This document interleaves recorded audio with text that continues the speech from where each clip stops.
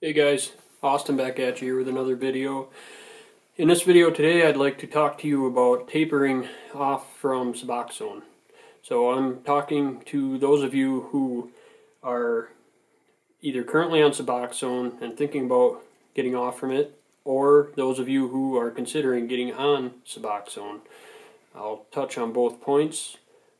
Let me first say that I am not a doctor, and I'm not a medical professional in the field of addiction. So, as always, consult with your doctor before making any major changes with medications. With that being said, I'll just kind of tell you how I got on the Suboxone and how I got to the point of deciding to get off from it. In December of 2012, I had been to a treatment, and earlier in that year, I had some clean time right after treatment, and then I fell right back into a relapse, and I was back at it harder than ever. I knew that if I didn't change something, I was going to die, and my life was being destroyed every second of the day. It was getting worse and worse. So I decided in December to go see a doctor who could prescribe Suboxone to me. And, as soon as I saw him, he wanted to know how much heroin and painkillers and everything that I was doing, how high levels I was taking. And he immediately, I was on a lot of it, taking a lot of it. So he immediately decided to start me on the highest dose, which was 24 milligrams a day of Suboxone.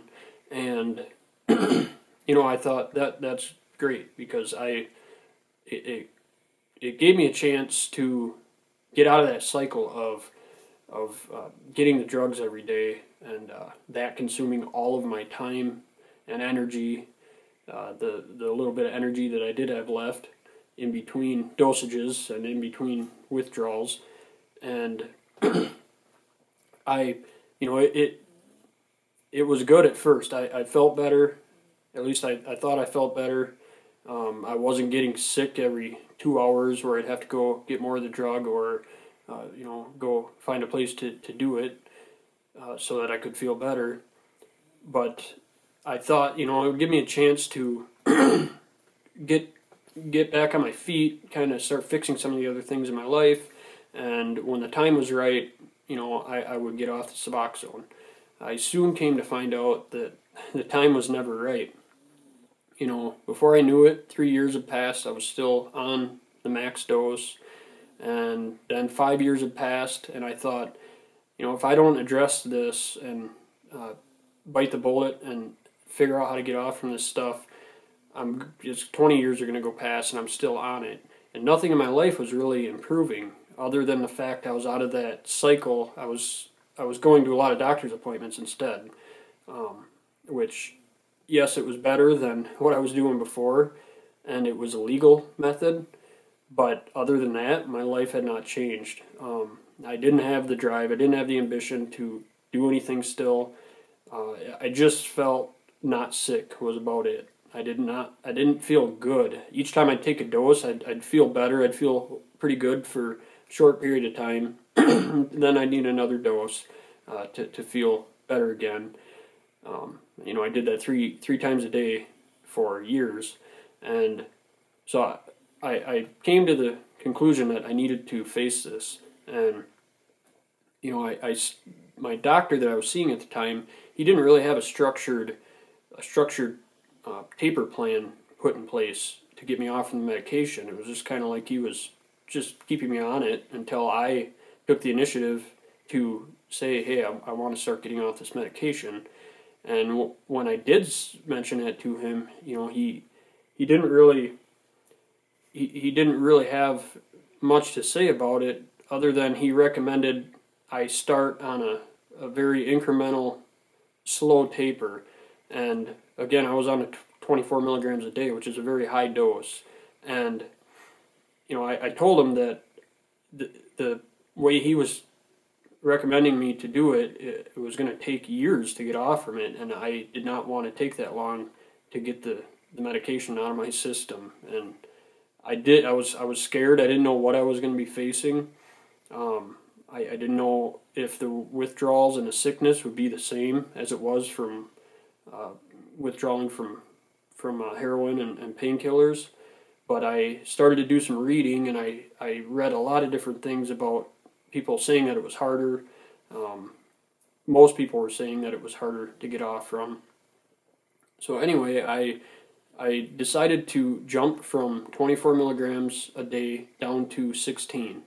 And after about a month's time, I did not really notice much of a difference. I didn't feel any worse. So I then decided to jump down to 12 milligrams a day. And, with cutting that dose in half, I was surprised that I still hadn't really felt much different. So I decided to cut that in half. I jumped down to 6 milligrams a day. And I did all of this within about a 2 month span, from 24 milligrams a day down to 6. And I was expecting that I was going to start feeling sick soon. And once I got down to about 4 milligrams a day, I was starting to really, really feel the withdrawals coming on. I had some minor withdrawals leading up to that point, but nothing that was too tough to bear. And once I got down to 4, it started to catch up with me. I started feeling more of it. So I took my time cutting down to 2 milligrams. And once I got to 2 milligrams, about a couple weeks after I was taking 2 milligrams a day, it's when it really started to catch up with me. And the withdrawals seemed different than what I was used to experiencing when I was in active addiction, taking the harder drugs. And I ended up creeping back up to, it was about 4 milligrams a day, and I was on that for quite a while. Then I tried to get back down to 2, and I just kept oscillating between like 2 and 4 milligrams, back and forth. And I thought, what is it going to take for me to be able to at least stay on 2, but then keep going down from 2 milligrams? So I finally forced myself to suffer through consistently taking 2 milligrams a day until I was kind of on a level plane. And I soon came to realize that I was just in my comfort zone, my new comfort zone. I was stuck on 2 milligrams a day. So I tried to cut down like a tenth of a milligram from there, and 2 milligrams is kind of that sweet spot from my experience. Once I started to try to go under 2, I got sick really quick, and the sickness came on a lot faster. I was experiencing more withdrawals.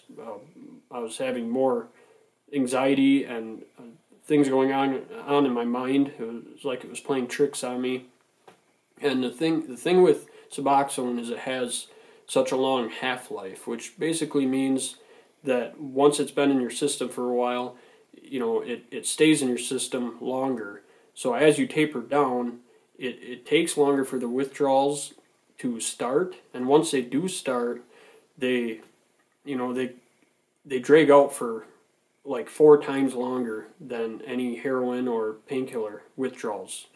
And at that point, I realized it would have been a wise decision for me 5 or 6 years before that to just tough it out and take a week or two and do what I had to do to get off from the heroin and the painkillers that I was doing.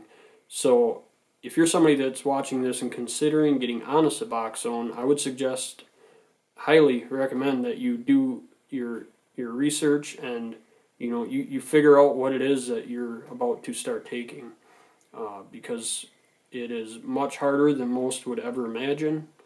It was much harder than I ever thought it would be.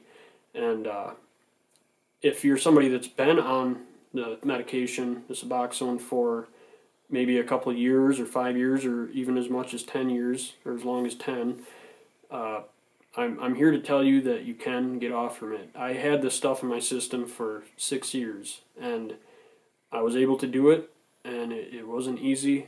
It was the hardest thing that I ever overcame, was getting off the Suboxone. And it took so much longer than I thought it was going to.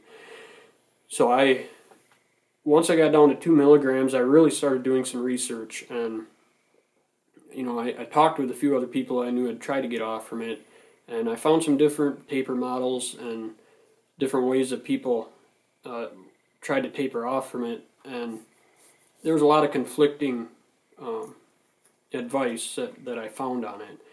But I found two different taper models that were pretty similar, and I kind of put my own little tweak on both of them and made one up for myself. And by this point, I had gone back up to like 4 milligrams because I just kept struggling on 2. And I committed myself to the decision to, be strict and follow this new taper model that I kind of come up with, and just face what I had to face to get off from it. And it worked, but the taper model, which I'll share the taper model that I'm talking about down in the description. I'll put a link down there. You can download it or access it for free. And once you get down below 2 milligrams, you really start shaving the amount that you're taking each day. And what I found was once I got down low enough, I would start oscillating between dosages rather than coming down from, say, 3/4 of a milligram to half a milligram and then staying on half a milligram. Every couple days I would go back up to 3/4 and then back down to half, and I did this all the way down to 0. And once I got down to 0, I was getting really sick, and I was realizing how hard this stuff was to get off from. And I was getting the generic, it's all my insurance would cover, so I was getting the generic little sublingual tablets, and I was literally taking a razor blade and shaving off such small amounts that it seemed ridiculous. But I was so sick that I thought maybe this would help. And so like every 3 days I would be taking nothing, and then every 3 days I would take that very, very tiny amount that wouldn't even register, a tenth of a milligram. And I just kept doing this for about 2 to 3 weeks. And then I finally cut it off, and I was taking nothing. And I'll be honest, it was a solid 6 months of misery. I'm not going to sugarcoat it. It was miserable, and it was very hard to come off from. And between having a longer half-life than any other opioids, and the fact if you're on it for a lengthy period of time, especially 5+ years, it's harder yet to get off from. It's so built up in your system. You have to spend all this time ridding these toxins from your body. And as you go through this process, you start to realize how many things the medication was causing, physically, mentally. One example is it suppresses the ability to sneeze. And as you start to taper off from it and withdrawals come on, at least I started sneezing a ton, and I've read other people went through the same thing. And I realized at that point that for like 10 years, while I was in active addiction and on a Suboxone, I hadn't sneezed. I didn't remember sneezing one time. And it's kind of a goofy thing, but it seemed really strange that was the case. Once I finally got, like 4 or 5 months since I completely quit the Suboxone, I just sneeze more like a normal person now. If it's real pollen-y out, I'll sneeze a little bit more. But all of these, some of them are smaller things, a lot of them bigger things like your digestion. I had a lot of problems with that. I had a lot of sleepless nights. Just about everything you can imagine you have to go through getting off from it. And it's how bad do you want your normal life back, where you can wake up and feel good and face a day, get natural motivation back and natural ambitions to do things in your life. I'm telling you, you can get to that point. I didn't think it was ever going to happen, because months and months would go by after getting off the Suboxone, and things didn't really seem to be improving. I was just kind of trucking along, getting through each day, and I just had the belief that it would get better, and I knew that it had to get better at some point. And eventually, it did start to improve. Things in my life started to improve. I had sleepless nights, and rather than laying there suffering through the sickness and withdrawals, I would force myself to jump on the computer and start looking at my debt and my mess of credit and everything that I had built up from all the years of actively using and doing the things that I did that got me into the mess. And so while I was going through the withdrawal process, I started facing these other things, and it kind of, in a way, helped me push through being so sick. Because, let's face it, if you're just lying in bed all day or lying on the couch all day and maybe just barely getting yourself to your job or whatever it is you do each day, it's much harder. You know, your thoughts start racing in your head while you're sick. You want to get back on the medication. If you keep yourself busy, which is what I did, I had never tried to do that in the past. Trying to get myself off any of the drugs, I would lay there and just be miserable, and my thoughts would drive me right back into whatever it was that I was using.